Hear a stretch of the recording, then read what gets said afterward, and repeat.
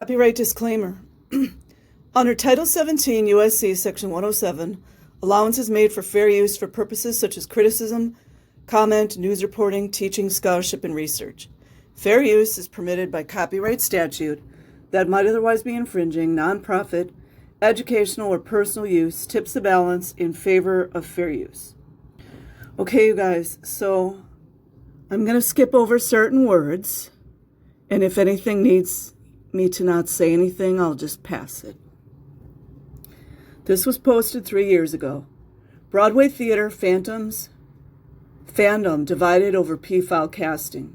Oh, I don't think it's divided.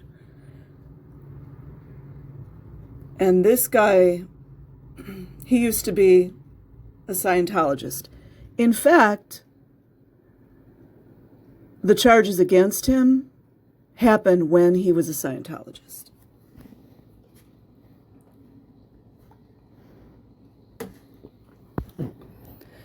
So when I did my last write-up on Rebecca the musical, I remembered the whole other Broadway drama surrounding there's that word again, surrounding James Barbour, who was going to play one of the leads. Note that this contains some descriptions of S acts with a minor.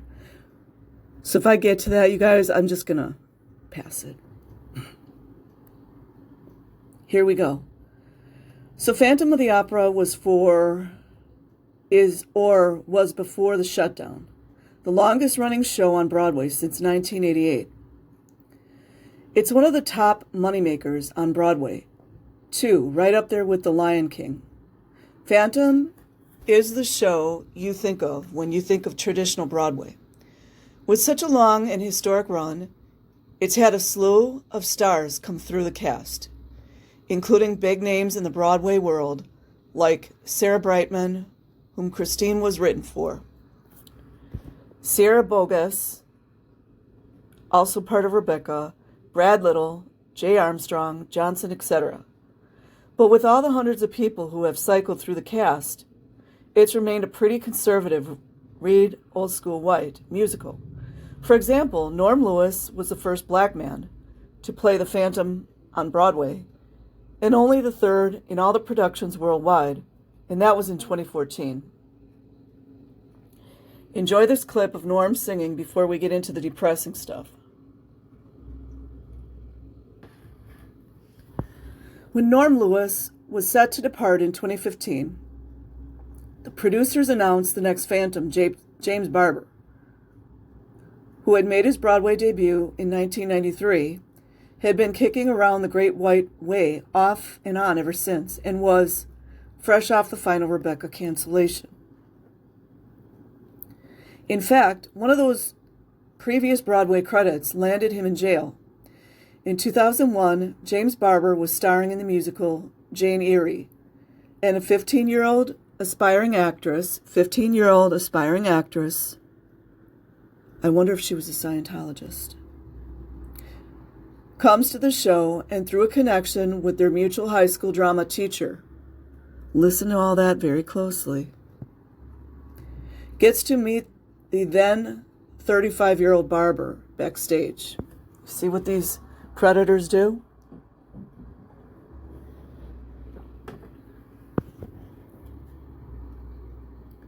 He later admitted to fondling her in his dressing room. Later, while out at dinner with her and her parents. Isn't that just great, you guys? And on a later date, he invites her to his apartment and they have blank blank. Just be creative. In 2006, the now 20-year-old victim learns of another woman, no way, accusing Barbour of sexual assault and files charges. There's also a potential victim who comes forward, who was 13 at the time. But by this point, the statute of limitations has passed. Well, don't worry. There's a lot of people working on getting rid of those statute of limitations, so you guys won't have that anymore.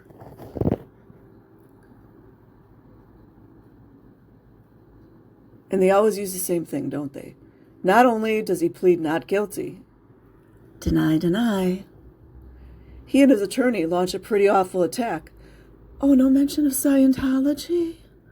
Oh.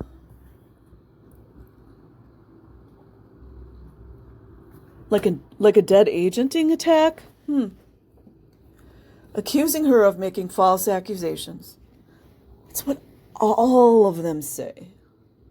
Trying to extort money, and then that she was the aggressor. Can you imagine this shit?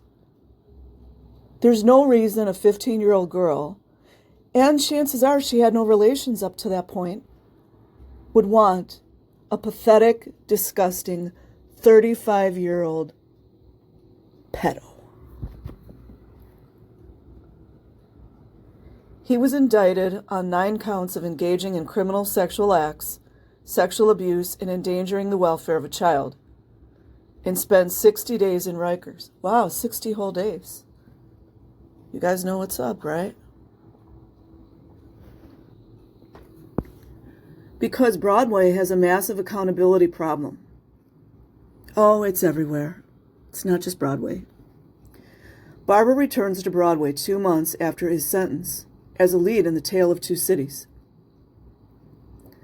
The Phantom response to Barbour's casting is actually mixed. Yeah, I'm kind of like, I doubt that. You guys know what kind of people would endorse that, right? Obviously, many are angry. I think a little bit more than many. That a convicted phile is taking on such an iconic role. You guys know Hollywood, right? Not to mention a family show that brings in a lot of young theater fans. We're victims. It's an especially rough blow coming off what fans thought was a step forward with casting Norm as the Phantom. But there are people in full support of Barbour, too. Really? Names.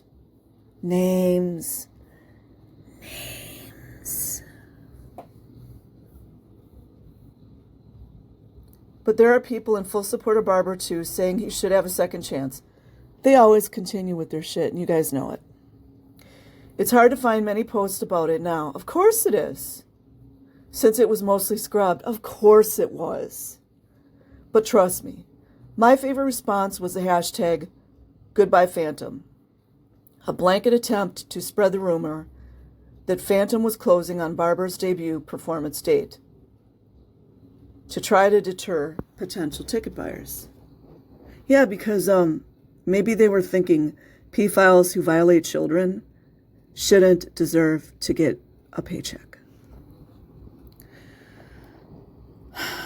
Of course, this all gets back to Phantom producers, who doubled down on the decision. What's the other dude's name? From Nickelodeon? It's a trend, man. You guys should move out to the rural areas of the United States and see how that goes.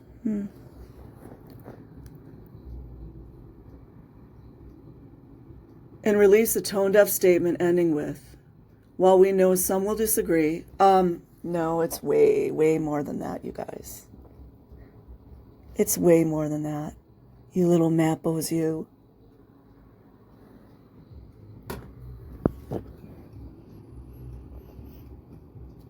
We believe James has completely honored the second chance he was given, beginning 7 years ago, and we are happy to have him join the production next month.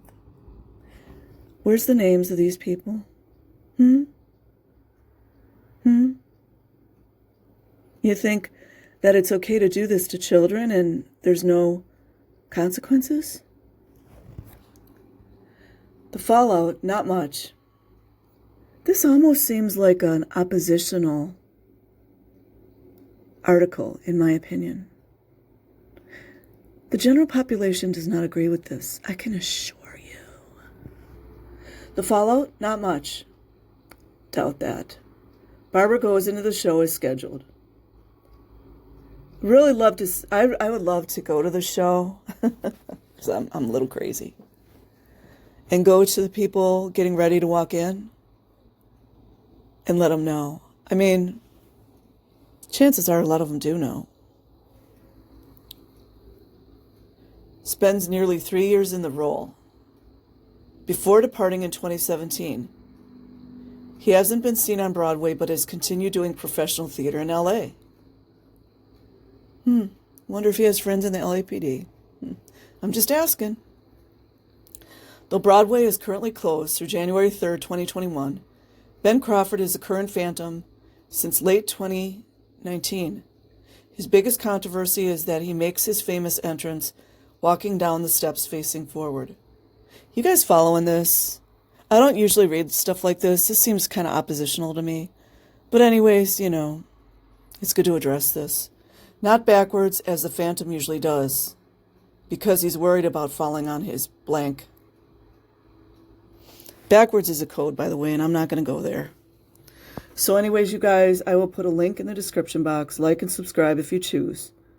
Have an amazing day or night wherever you are. Peace.